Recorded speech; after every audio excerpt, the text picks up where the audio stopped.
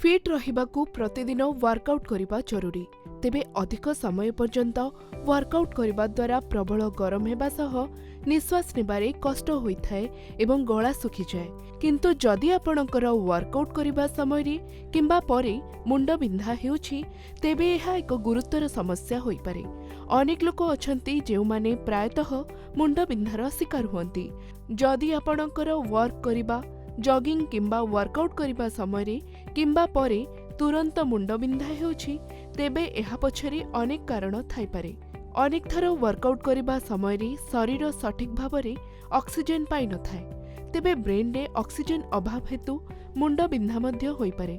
जेतेबेले आपण बहुत वर्कआउट करंती सेतेबेले निश्वास नेबारे कष्ट हेबा गरम हेबा भली अनेक समस्या होइथाए।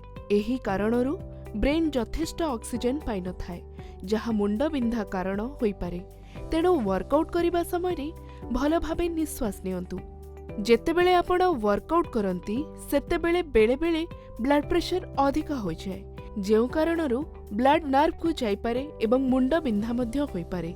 विशेष करी वर्कआउट करबा समय रे आपण ध्यान दियंतु जेपरि अधिक करिवे नाही। जदि आपण एही सबु जिनिस उपरे ध्यान न देबे तेबे एपरि परिस्थिति रे मुंड बिंधा होई पारे।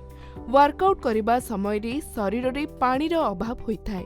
जेतेबेले शरीर हाइड्रेट होई न थाए एपरि अवस्था रे मुंड बिंधार समस्या मध्य सृष्टि होई पारे। तेणु जदि आपण वर्कआउट करबा समय रे अत्यधिक झाळ बुहाउछंती तेबे किछि तरल खाद्य ग्रहण करंतु। एथिपाई शरीर को हाइड्रेट रखंतु एवं प्रचुर पानी पियंतु। जदि सठिक भावे निद पूरा न हुए सेही समय रे आपण मुंड बिंधार शिकार होई पारंती। एही कारणरू शरीर बहुत क्लांत अनुभव करे।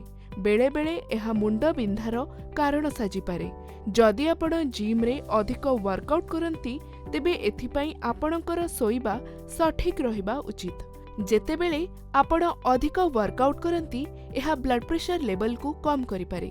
वर्कआउट करिबा समय रे ब्लड प्रेशर कम हेबा जोगु हाइपोग्लाइसेमिया होई पारे, जहा मध्य मुंड बिंधार कारण साजी पारे। सेथिपाई वर्कआउट करिबा समय रे एही सबु जिनिस प्रति अधिक ध्यान देबा बहुत जरूरी। जदि आपण एपरि न करूछंती ताहेले आपण आगको जाई बड़ समस्यार सम्मुखीन होई पारंती। एहा व्यतीत जदि एपरि सबु समस्या हेउछि ताहेले डाक्तरंक परामर्श नियंतु।